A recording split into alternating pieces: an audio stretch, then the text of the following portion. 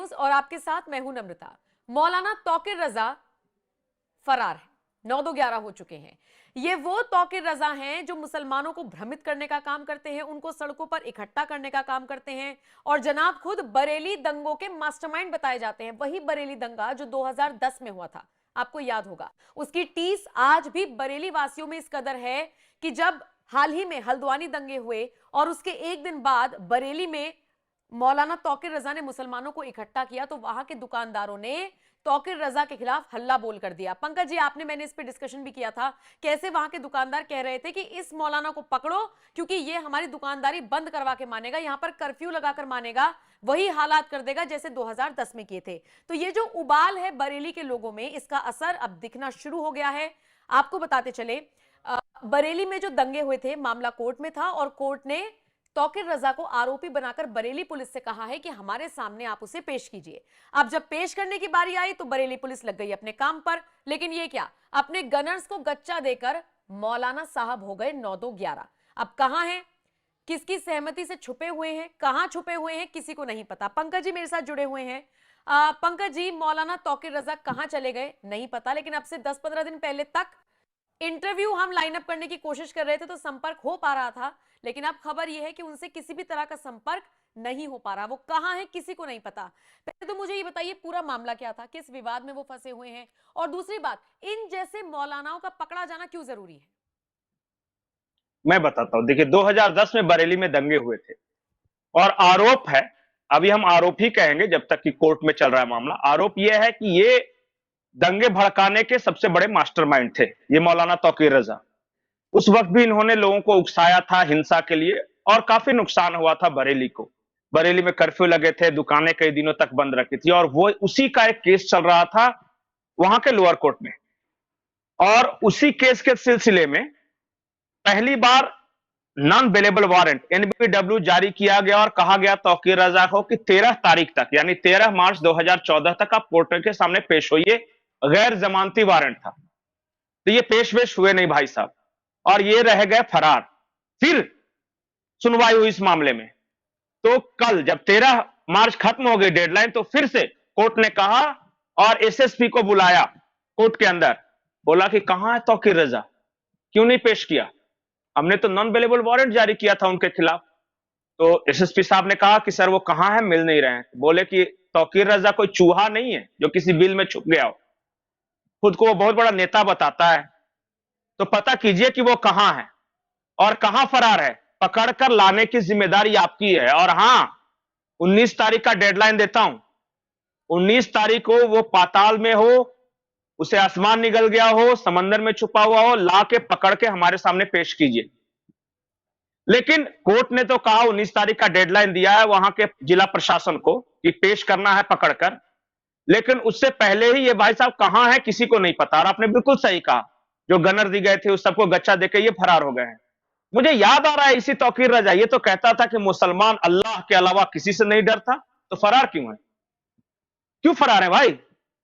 और ये जो खुद को अपने आप बड़ा प्रेशर कुकर कहते थे कि हम प्रेशर कुकर हैं और जो गुस्से का उबाल है हम सेफ्टी वॉल्व है निकाल रहे हैं, क्या हुआ उस प्रेशर कुकर को? अपने आप सीटी बजने लगी, भाग गए। बड़ा करने चले थे यलगार, अब पुलिस आई तो हो गए फरार। और उत्तर प्रदेश दिल्ली में मोदी योगी का सजा है दरबार, और करोगे दंगा तो इसी तरह ठुकाई होगी बार बार। ये शायरी भेजी थी मुझे बरेली के एक मुस्लिम है, उन्होंने, काम आ गई मौलाना, बोले कि ये सब, हाँ, बोले कि ये मौलाना साहब को अब अजहरी की चाल नजर आ रही है। वो जो तौबा मतवाली चाल चल रहा था ना गुजरात पुलिस में, तो इनको याद आ रहा है कि अगर उत्तर प्रदेश और बाबा जी की पुलिस के हत्थे चढ़ गया तो सारा यलगार भुला देंगे वो। और ये इस्लाम के नाम पे ये सब जो इन्होंने दुकानें सजा के रखी है, देखिए ऐसे भी तो इनका घर अवैध था, तो बुलडोजर आने में देर तो लगेगा नहीं।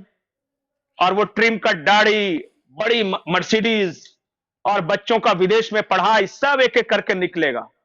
अब तो मौलाना के ही कुछ लोग बोल रहे थे कि भाई साहब जाने दीजिए, जोश जोश में बहुत ज्यादा बोल दिए थे उस वक्त, भीड़ को देख के, जो अब सॉरी सॉरी कच्ची कच्ची बोलते घूम रहे हैं चारों तरफ, माफ कीजिए। बोले कि नहीं, योगी बाबा के टाइम में थोड़ा सा लिमिट में रहना होता है हर किसी को, मतलब कि पैजामे से बाहर आने के बाद इसी तरह फरार होना पड़ता है। बड़े बड़े सुरमा आए, अतीक अहमद, मुख्तार अंसारी, तो आपको समझ में नहीं आ रहा था क्या कि देश बदल गया है, माहौल बदल गया है, उत्तर प्रदेश भी बदल गया है? तो आप अभी भी अपने पुराने फॉर्म में ही थे, तो आपको अब नए पहनावा पहनाया जाएगा। आप फरार हुए हैं, पंकज जी, यूपी पुलिस पकड़ेगी। शायद ये मौलाना साहब उस गलतफहमी में थे कि जो अब तक सरकारों में होता आया है, यानी कि संरक्षण जो प्राप्त था बस हो जाएगा, बच के निकल जाएंगे। क्योंकि आपने देखा होगा कि 6-7 दिन पहले ऐलान कर दिया था कि हम तो सड़कों पर आएंगे और अपनी गिरफ्तारी देंगे। सड़कों पर आए भी, जुमे की नहीं नमाज तो के दे बाद ना मुसलमान गिरफ्तारी। सड़कों पर आए। उस वक्त भी खबरें आई कि क्यों हाँ, योगी की पुलिस गिरफ्तार नहीं कर रही। अब कस लिया गया ना शिकंजा, चाहे जैसे भी कसा गया। नहीं 2010 नहीं, का मामला है तो कसा ही जाना था। तो अब इन्हें समझ में आ रहा होगा, इसीलिए वो 2-4 जो मुस्लिम लगे हुए थे साथ में, वो अब सॉरी सॉरी कहते घूम रहे हैं।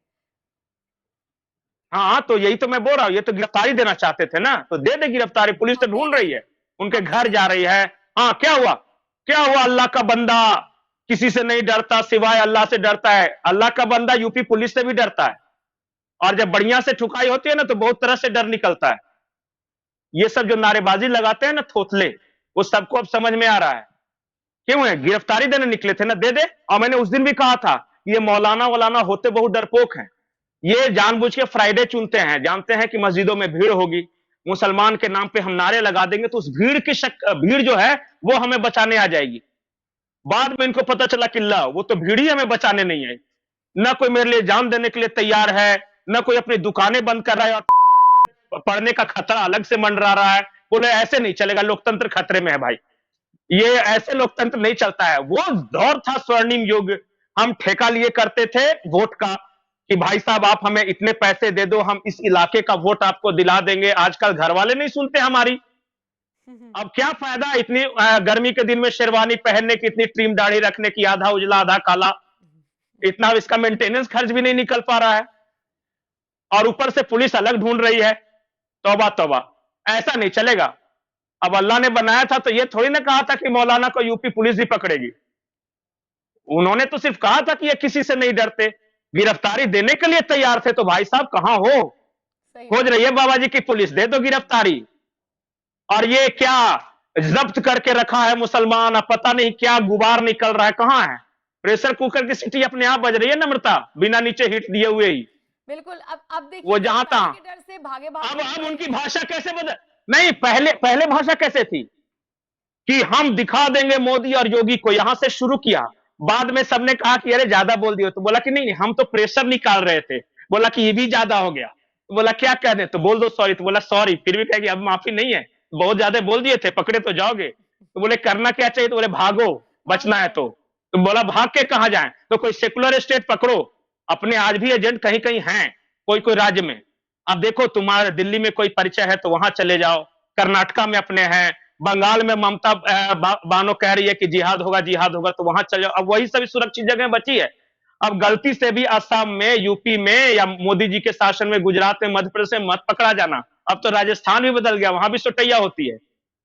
तो जरा जगह देख के सिलेक्ट करके ही भाषण देना है आप लोग को, ठीक है। क्योंकि बहुत इधर उधर दोगे और उत्तर प्रदेश में दोगे तो वो लेने के कहते देने हैं पड़ जाएंगे कि आपको। आप पछताए होत क्या जब चिड़िया चुग गई खेत। बाकी मैं आपको तौकीर रजा का वो बयान सुनवाती हूँ जिसमें वो कह रहे थे कि लावा पनप रहा है, हम तो सेफ्टी वॉल्स बनकर आए थे। पंकज जी, ये जो पूरा मामला आपने समझाया, आप मेरे साथ जुड़े, बहुत बहुत शुक्रिया। जाते जाते दर्शकों को उनकी बाइट सुनवा कर जा रही हूँ। बाकी आप इस खबर को लेकर और तौकीर रजा की वो पहले वाली दिलदारी और अब ये जो उनकी ये डरपोक पना देखने को मिला है कि भागे भागे घूम रहे हैं, इस पूरे दोहरे रवैये को लेकर आप क्या राय रखते हैं, कमेंट करके जरूर बताइएगा। थी कि हमने अपने नौजवानों को कंट्रोल किया हुआ है, अगर कंट्रोल से बाहर हो गए तो हुकूमत के लिए बड़ी दिक्कतें पेश आ जाएंगी।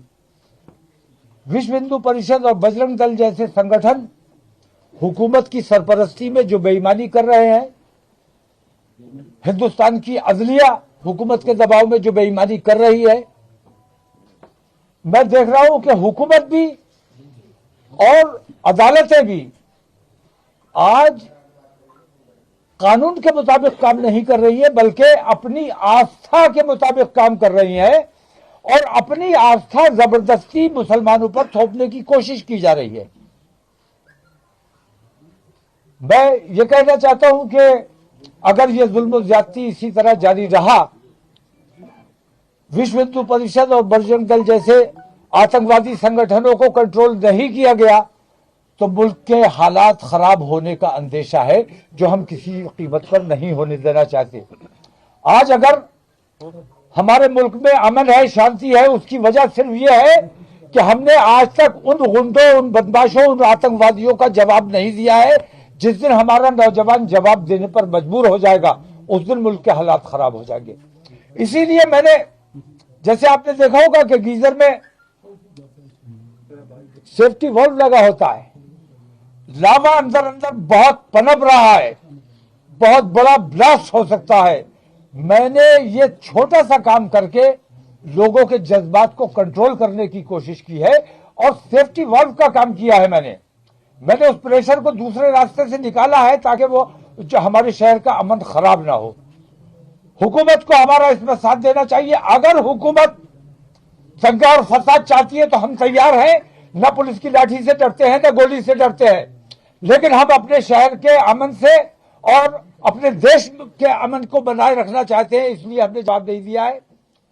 मेरी मांग यह है कि मुफ्ती सलमान अजहरी को फौरन रिहा किया जाए और ये जो बुलडोजर की कार्रवाई चल रही है, असल में मैं बुलडोजर की कार्रवाई की मुखालफत इसलिए कर रहा हूं कि ये कोर्ट का काम पुलिस ने अपने हाथ में लिया हुआ है। जब अदालतें मौजूद है, किसी ने अपराध किया है, उसको गिरफ्तार कीजिए, अदालत के सामने पेश कीजिए, अदालत उसे सजा दे या जो भी करे। लेकिन पुलिस जो बुलडोजर चला रही है, हुकूमत जो बुलडोजर चला रही है, इस बुलडोजर के खिलाफ सुप्रीम कोर्ट को सख्त संज्ञान लेना चाहिए। लेकिन मैं ये देख रहा हूं कि कहीं ना कहीं सुप्रीम कोर्ट जैसी संस्था सरकार के दबाव में काम कर रही है और ये हमारे देश के लिए बेहद घातक सिद्ध होगा। अगर देश में अमन चाहिए और भाईचारा चाहिए, जो हुकूमत की भी जिम्मेदारी है और हमारे सुप्रीम कोर्ट की भी जिम्मेदारी है, तमाम अदलिया की जिम्मेदारी है, अगर ये अमन व अमान बनाए रखना है तो बुलडोजर की कार्रवाई बंद होनी चाहिए और पुलिस को जो ज्यादा इख्तियारात दिए हुए हैं, उन इख्तियारात में कटौती की जानी चाहिए। जो बेईमानी की गई हैं, उन बेईमानियों को वापस किया जाना चाहिए। तो उत्तराखंड में जो बवाल हुआ है, हल्द्वानी में थाना फूंक दिया गया, वहां उत्तराखंड में जो कुछ हुआ है, हल्द्वानी में जो कुछ हुआ है, जिम्मेदार उसके लिए कौन है? धामी पागल हो चुका है। उसने ये देखा कि नरेंद्र मोदी ने जब वो मुख्यमंत्री हुआ करता था तब उसने गोधरा कांड कराया, फसाद कराया, मुसलमानों का कत्लेआम कराया, प्रधानमंत्री बन गया। तो अब ये छोटे छोटे मेंढकियों ने भी पैर बढ़ाना शुरू किया है कि नरेंद्र मोदी प्रधानमंत्री बन गया तो हम भी मुसलमानों को सताएंगे, तो शायद हम भी प्रधानमंत्री बन जाएंगे। ये तरीके जो है, ये हमारे देश को बर्बाद करने का काम कर रहे हैं। अब किसी किस्म का बुलडोजर बर्दाश्त नहीं किया जाएगा। हम जितना अपने नौजवानों को कंट्रोल कर सकते थे कर चुके हैं। अब हल्द्वानी में जो रिएक्शन दिया गया है, उसके नतीजे आपने देख लिए। अगर जबरदस्ती वहां बुलडोजर ना चलाए, धामी उसका जिम्मेदार है, धामी के खिलाफ FIR होनी चाहिए, उसे गिरफ्तार किया जाना चाहिए और जिन लोगों की वहां संपत्ति नष्ट हुई है, उन लोगों की संपत्ति, धामी की जायदाद जब्त करके उससे उसकी भरपाई की जानी चाहिए। हजरत हल्द्वानी में पुलिस के द्वारा मारे गए 6 लोगों के बारे में भी सामने रिपोर्ट आई है, जहां पे मैं रिपोर्ट करके आ रहा हूं कि 6 लोगों को शहीद कर दिया गया उधर। पुलिस ने सीधे गोली मार के। पुलिस सीधे ही गोली मारेगी? पुलिस पैर पे गोली नहीं मारेगी। पैर पे गोली मारी जाती है बचाने के लिए, सीने पे गोली मारी जाती है, माथे पे गोली मारी जाती है मार डालने के लिए। और पुलिस, हुकूमत, हिंदूवादी संगठन, अदलिया, ये सारे के सारे आज हिंदुत्व की लाइन पर काम कर रहे हैं और मुसलमानों को हिंदुस्तान से खत्म कर देना चाहते हैं। लेकिन हिंदुस्तान की रग रग में मुसलमान बसता है, इसको हटाया नहीं जा सकता। और रगों से अगर खून खींच लिया तो बचेगा क्या? जिंदा कैसे रहोगे? और जिस तरह हिंदुस्तान की नस नस में मुसलमान है, उसी तरह मुसलमान के हर दिल में मुसलमान